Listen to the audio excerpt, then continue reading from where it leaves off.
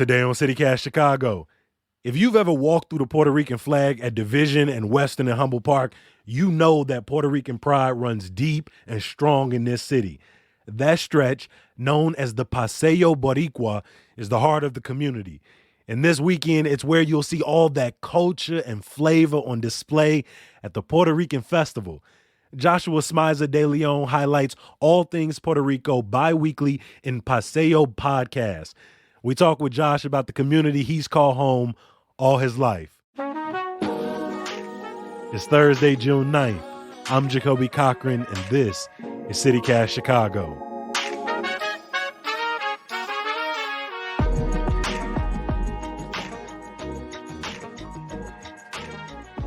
How was my pronunciation on your last name, on Boricua, on Paseo? Am I saying things correctly? First off, trying. You get major points for that. My name, pronounced it flawlessly. Beautiful. Well done. Paseo Boricua, it's pronounced Paseo Boricua. Paseo Boricua. Yes. Or the Puerto Rican walkway or the Puerto Rican way. Translated in English, yeah. All right, so I'm not going to take it again because I think it'd be good for listeners to hear me struggling with pronunciation. We do a lot of cleanup here, and so people be like, man, he know everything. I don't. I'm out here struggling too.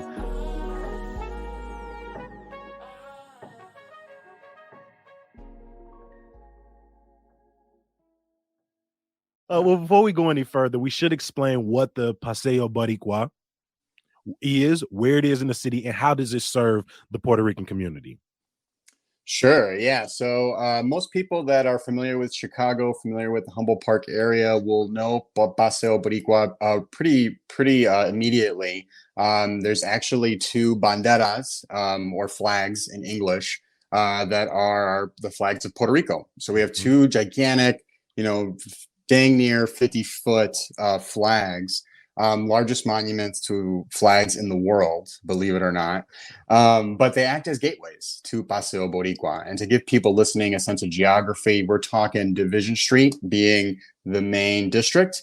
And then it's bookended by the flags, which end at the corners of Western and Division Street and California and Division Street, just right as you get to the park. But as of right now, Paseo Boricua acts as the Puerto Rican community saying our flags are planted.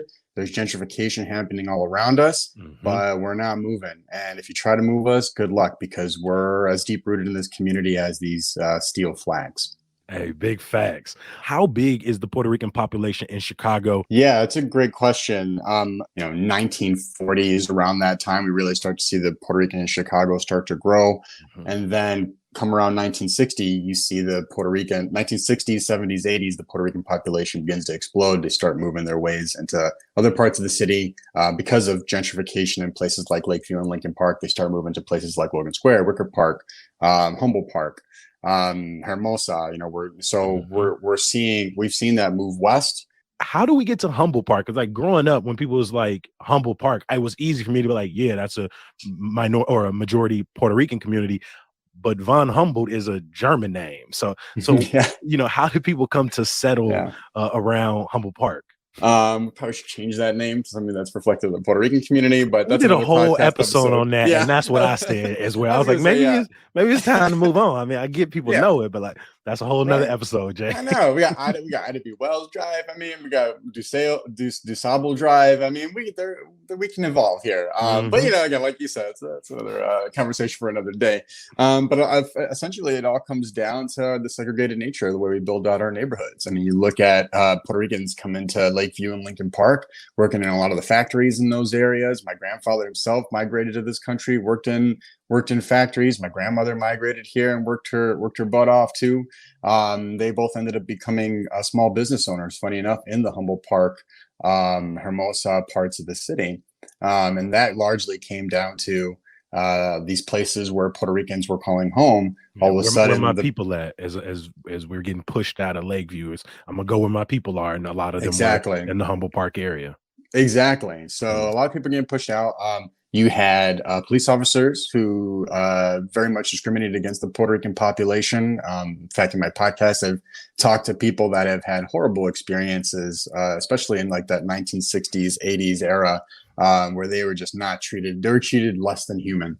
There's a sense of not being welcome, the sense of I gotta, where are my people going? You mentioned your grandparents migrating here, becoming small business owners in the Humboldt Park area. Can you tell me a little bit about your upbringing? Like, did you feel connected to your culture and your community as you were coming up? 100%. I mean, I grew up in Humboldt Park, born and raised there, born and raised in Chicago. So being around Paseo Boricua, being around the festival in Humboldt Park, just being around the Puerto Rican community in general. So I had my Mhm. grandfather who lived down the street, I had my tia right across the street, my tío on the other block. So really, literally, like living, it takes a village to raise somebody. And that village helped me avoid gang life. It helped me avoid, doing stuff I wasn't supposed to do. My grandfather's corner store was right around the corner on Wabansie in California. So being able to have a place to go after school, being able to, help out at the store and uninterrupted moments with my grandfather who had a love for history. He didn't always get his historical facts right, but I mean, the man was very old and didn't have the internet, so like, but the appreciation for history was so Yeah. imprinted on me. Anytime we talk about my Puerto Rican culture, history, living out those traditions, that was always done in the home. My mom raised us and my father raised us very culturally Puerto Rican. I even married a Puerto Rican. That's how much I love Puerto Rico. No, just kidding. That's my wife Kim Ortiz. And if you're listening, if you weren't Puerto Rican, I still marry you. I love you. But I mean, those are things that unfortunately, when I was in school, I didn't hear about the history of Mhm. Puerto Rico. I would hear maybe a couple pages about the U.S. saving Puerto Rico from Spain, Now, but I love how deep the history of the island, of your family's history. I love that when you tell these stories, they're not separate. It's really beautiful. I appreciate that. I appreciate it. I mean, it's all testament to the community I grew up in.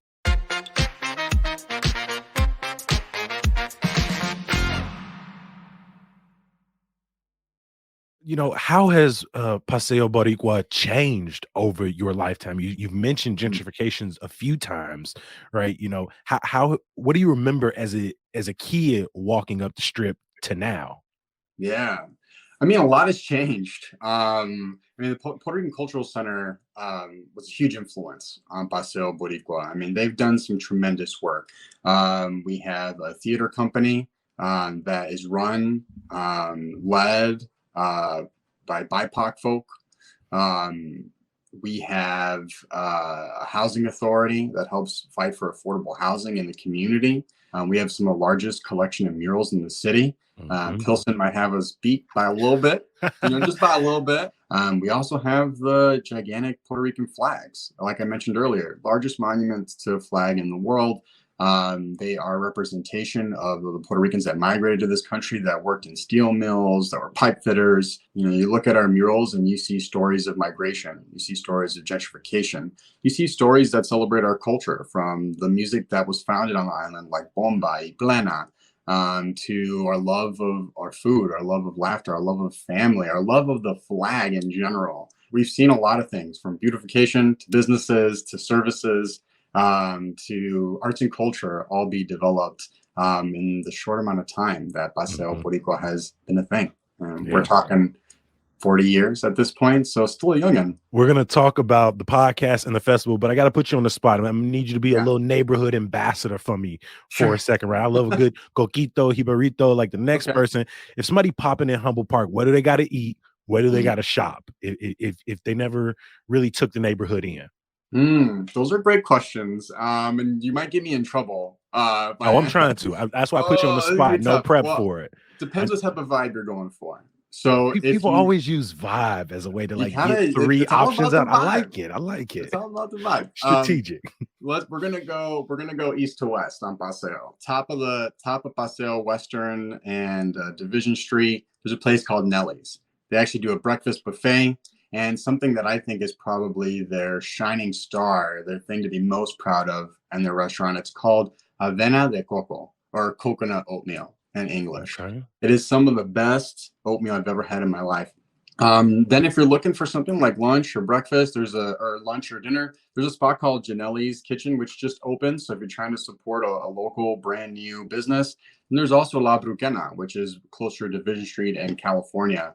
Awesome drinks, great food.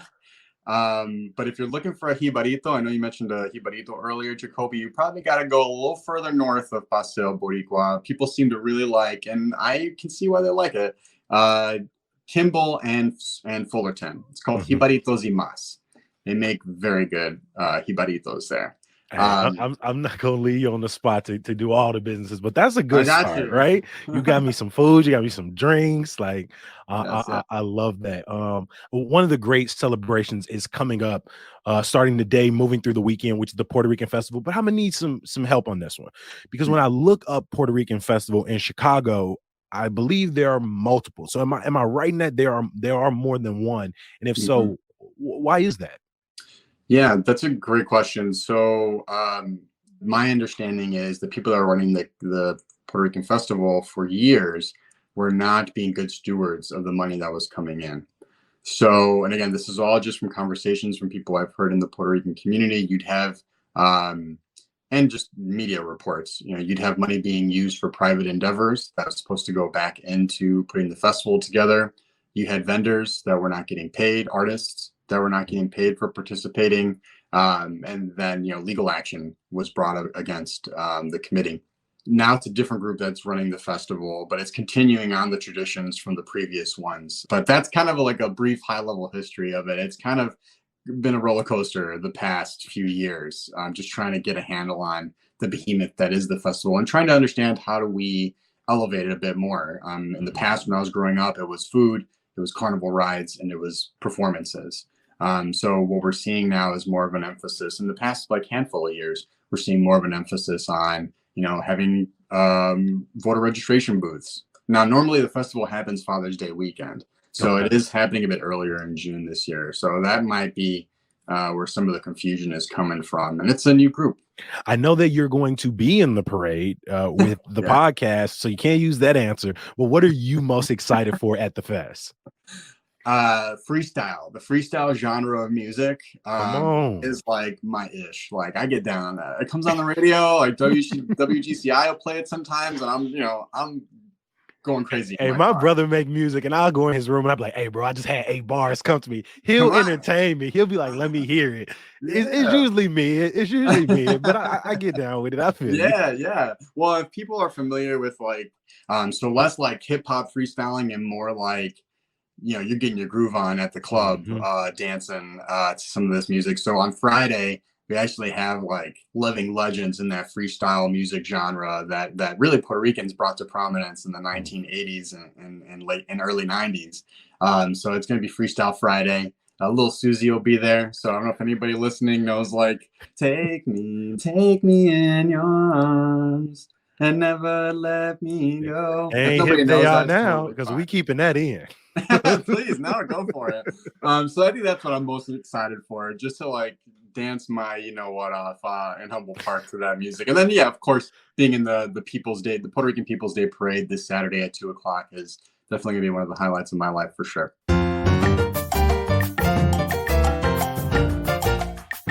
Joshua Smizer de Leon is the host of the Paseo podcast, covers everything Puerto Rico, both here and throughout the diaspora. Thank you so much. And congratulations in being in the parade this Saturday.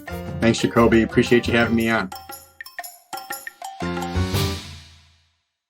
Before I let you go, a little bit of news, y'all. One summer Chicago job applications closed this Friday. Chicagoans aged 14 to 24 can apply now for paid summer positions. 19 people have thrown their names in the hat for the 24th Ward alderperson position, the seat vacated by Michael Scott last month. One of the names in the mix, Scott's sister. There's some good news to get you through. Another day, another festival, my friends. Hyde Park Summerfest kicks off this weekend, both Saturday and Sunday. And I'm not going to lie to you, that Saturday lineup looking real good. I'm talking Busta Rhymes, Ashanti, and Chicago's own Lupe Fiasco. For more information, check the link in the show notes. If this is your first episode of CityCast Chicago, welcome. And what took you so long? I've been here for like a year and a half, just kind of doing my thing. Where you been? No, I'm messing with you. Hopefully you'll join us tomorrow. I'll talk to you then. Peace. That was nice. Let me go and check. Let me go and change.